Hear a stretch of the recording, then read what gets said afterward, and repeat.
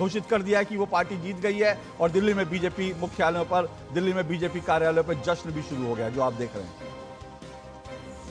27 साल बाद बीजेपी की दिल्ली में वापसी हो रही है, ये अपने आप में बहुत बड़ी बात है। एक टाइम मदन लाल खुराना, साहिब सिंह वर्मा, सुषमा स्वराज जैसे दिग्गज दिल्ली के मुख्यमंत्री होते थे, लेकिन 27 साल से बीजेपी लगातार जो है सत्ता से दूर है, लेकिन अब बीजेपी ने वापसी की है।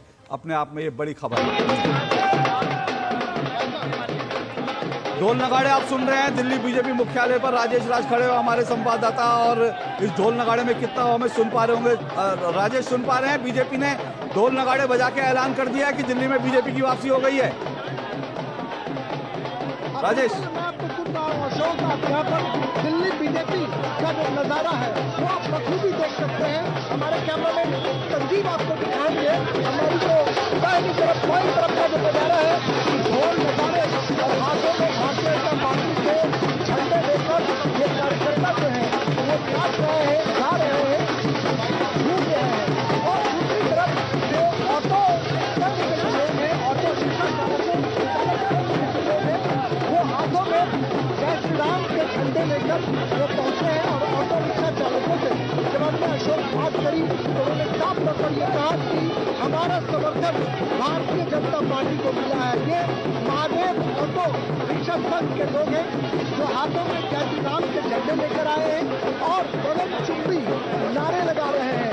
आप ये नजारा बखूबी देख सकते हैं कि यहाँ पर जो सड़कों की स्थिति है, सड़कों पर लोग जो है वो पटाखे छोड़ रहे हैं, एक तरफ बैंड बाजे बजाए जा रहे हैं, ढोल नगाड़ों के साथ भारतीय जनता पार्टी का वनवास खत्म हो रहा है। और सुबह ही जब हमने बातचीत करी थी प्रवीण शंकर कपूर से जी, तो हमारे संवाददाता और मुकेश शुक्ला भी हमारे साथ जुड़े हुए हैं। वो द्वारका में, अगर मैं गलत नहीं हूं तो द्वारका में झुग्गी बस्तियों में है, और वो द्वारका वही जगह है जहां पर प्रधानमंत्री नरेंद्र मोदी ने झुग्गी बस्तियों में रहने वालों को मकान दिए थे, जहां झुग्गी वहां मकान।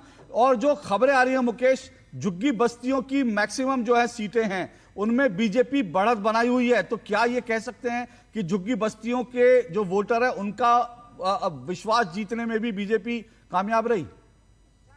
बिल्कुल अशोक जी, जिस तरह से जहां झुग्गी वहीं मकान का ये जो नारा था, ये जिस तरह से फैला और जिस तरह से इसने काम किया, क्योंकि एक बड़ा इंपॉर्टेंट वर्ग था जिनको बार बार नजरअंदाज किया जाता था आम आदमी पार्टी के द्वारा, जिस तरह से उनको ठगा गया। लेकिन जिस तरह से चुनाव से पहले जो झुग्गी बस्ती मकान उनको दिए गए, वो एक बड़ी राहत थी। और यहाँ पर भी मैं इसी इलाके में जो आपने कहा, यहाँ बिजवासन, पालम विधानसभा, मटियाला विधानसभा, तमाम सीटों पर भारतीय जनता पार्टी के जो प्रत्याशी हैं, चाहे वो कैलाश गहलोत हो, यहाँ पर सोलंकी जी हो, सरावत हो, ये सब लीड कर रहे हैं और बहुत शानदार तरीके से। और ये तमाम झुग्गी बस्ती के लोग हैं जो काफी टाइम से इस बात को उठा रहे थे। अभी मैं बात भी कर रहा था, कोई कह रहा था पानी की किल्लत है, किस तरह की आपके यहाँ दिक्कतें आ रही थी?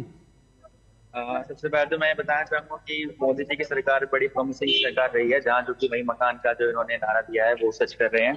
और हम हमारे यहाँ के लोगों को लगता है कि जहाँ पे झुग्गियाँ काफी ज्यादा है तो यहाँ भी मकान है। पानी की भी दिक्कत हो रही थी जो आप कह रहे थे? गंदा पानी आ रहा था, टैंकर भी आ रहे थे, तो समझते 10 साल में भी समाधान नहीं हुआ, तो इस बार चेंज के लिए लोगों ने वोट किया। मुझे लगता है आपको लगता है कि बदलाव जरूरी था? जो बदलाव आया, बदलाव तो बहुत ही जरूरी था, क्योंकि इन्होंने 10 साल में कराया क्या ऐसा करने वाले होते तो ये गरीब लोग परेशान हो लेते थे। जगह जगह रोड जगह जगह बाइक राइडर है वो परेशान करते हैं, हाँ। रिक्शे वाले हैं वो जाम लगा के बैठ जाते हैं। तो सर परेशानी तो बहुत थी। अब परेशानी के कारण ही हम लोगों ने मोदी जी को चुना है, इसलिए सर हम मोदी जी को लेके आए हैं, क्योंकि हमने 10 साल में ना अभी ऐसा कुछ नहीं करा था इन्होंने हमारे लिए। आप कह रहे थे कि आप मनाली तक गए, बाहर घूमने भी गए, वहां जो विकास देखा, वाकई में विकास हुआ? बहुत बढ़िया तरीके से हुआ है। टर्मिनल जो बनाए हुए हैं देखिए हमने, इतनी लाइटें के कंकड़ की जो भी है अच्छे से हुआ है। और झुग्गी बस्ती में जो काम नहीं किया केजरीवाल ने, क्या लगता है कि नाराज थे जनता उनसे? नहीं किया होगा। पानी भी सर लेके खरीदते हैं जी, बोलो। पानी भी अब मुकेश, ना जाए के रहने वाला हूँ, हाँ। तो यार बात से नहीं कह रहा हूँ सर, विकास में 5 लीटर पानी घूम रहा है। हाँ हाँ मुकेश, दिल्ली में जेजे कॉलोनी के तकरीबन 3 लाख परिवार हैं।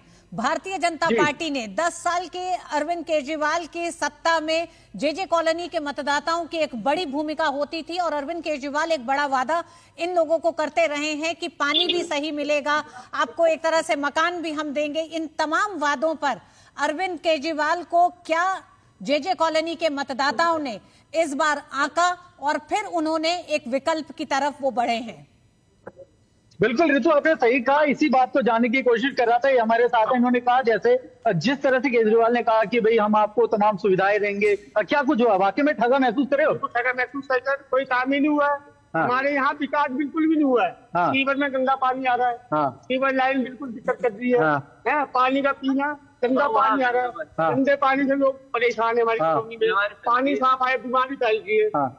काम ही नहीं हुआ सर बिल्कुल भी। कोई रोड गली कुछ नहीं बनवाई, कुछ नहीं करा। ओके, बिल्कुल ऋतु, देखिए रोड ओके, नहीं मुकेश। बना, पानी नहीं आया, जो बात जी। कह रहे थे, चाहे वो लीडर्स कह रहे थे, अब ये जनता कह रही है, यहाँ की लोकल जनता एक और जी, यहाँ पर है। मुकेश। और किस तरह की दिक्कतें थी, क्या क्यों नहीं सुधार हुआ 10 साल में? मुकेश, हम आपके पास लौटेंगे। जो मुकेश लगातार बता रहे थे हमको जानकारी, लेकिन राम गुप्ता जी, ये जो अब जो दिल्ली बीजेपी में जश्न शुरू हो गया है, लोग झुग्गी बस्तियों के अभी हम दिखा रहे थे वोटर, कहीं ना कहीं आपको लगता है कुछ कमी रही होगी? क्या आपको लगता है एक जो है अपना आकलन करने का वक्त है कि भाई क्या वजह है 11 साल के बाद जो राजनीति बदलने आए थे वो आज ये सिचुएशन हो रही है, या आपको लग रहा है कि अभी नतीजे बदल सकते हैं? नहीं अशोक जी, अभी तो इस पर विचार करने का समय नहीं आया है। समय आएगा, मैं धैर्य रखिए, मैं ये सारी बातें करके जाऊंगा, निश्चिंत रहिए। अभी तो फिलहाल जो आंकड़े हैं, आंकड़ों पर हमें नहीं, आंकड़ों पे तो बात कर ही रहे पूरी हैं, हो प्रेम जाने जी, आंकड़ों दीजिए। पे बात कर रहे हैं, लेकिन उन कॉलोनियों की अगर उन तमाम विधानसभा क्षेत्रों में अगर आम आदमी पार्टी पीछे है तो इस पे विचार होगा ना कि अगर वहां के लोगों को जो वादा किया गया है।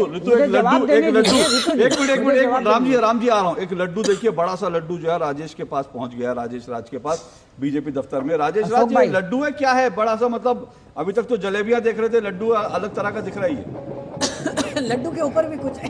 मोदी जी के चेहरे वो है कि ये हाथों में ये बड़ा सा लड्डू लेकर आए हैं, जो भारतीय जनता पार्टी की जीत का जो साइन हम कह सकते हैं वो दिखा सकते हैं। कहाँ से आप आए हैं, क्या नाम है? प्लूटो क्या है भाई साहब? ये गोला का लोग का ठंकू बोलने, ये गोला का लोग ये बार राइट बटनिया दबाया है कमल वाला, 2 बार से ये गोला का लोग कंफ्यूजन में झाड़ू वाला बटनिया दबा रहा था। यहाँ कौनो डेवलपमेंट का काम नहीं हुआ भाई साहब। क्या संदेश दे रहे हैं? संदेश ये है कि अब ये गोला डेवलप होगा, यहाँ यमुना साफ होगा। मोदी जी का चांस मिला है, मोदी जी का जो फार्मूला था, जो प्लान था, वो का ये गोला का लोग एक्सेप्ट कर लिया और झाड़ू का रिजेक्ट कर दिया। हम बहुत फीलिंग हैप्पी है भाई साहब। बीजेपी की सरकार बनेगी तो दिल्ली में भाई साहब 100%। जी हाँ, तो ये पीके के कैरेक्टर में ये दिखाई जी हाँ, ये चुनाव के समय भी ये तमाम जगह जहां चुनाव के प्रोग्राम होते थे वहां ये इसी तरह के कपड़े पहनकर और जो है एक अपनी अपनी बात कहने के लिए पहुंचते थे। तो चुनाव रंगीन होता है, तो रंगीन चुनाव का एक रंग है। बहरहाल जी बिल्कुल। तो राम गुप्ता जी, हाँ अपनी बात पूरी कीजिए कि आप, और मैं आपसे ये भी कहूँ क्योंकि आप लगातार मोबाइल देख रहे हैं, क्या पार्टी से जो पार्टी का आपको होगा वहां पे क्या सूचनाएं हैं कि क्या अभी भी दिल्ली चुनाव के रुझानों पर स्वाति मालीवाल का ट्वीट है, द्रौपदी के चीरहरण से जुड़ी तस्वीर सामने है, सांकेतिक रूप से केजरीवाल पर सवाल उठाए हैं। स्वाति मालीवाल ने एक ट्वीट किया है, उस ट्वीट में उन्होंने कहा है कि केजरीवाल के घर पर हुई थी कथित रूप से मारपीट, उसे लेकर स्वाति मालीवाल ने अब थोड़ी देर पहले एक ट्वीट किया है। जी प्रेम गुप्ता जी, कई ऐसे मामले हैं प्रेम गुप्ता जी, महिलाओं की अस्मिता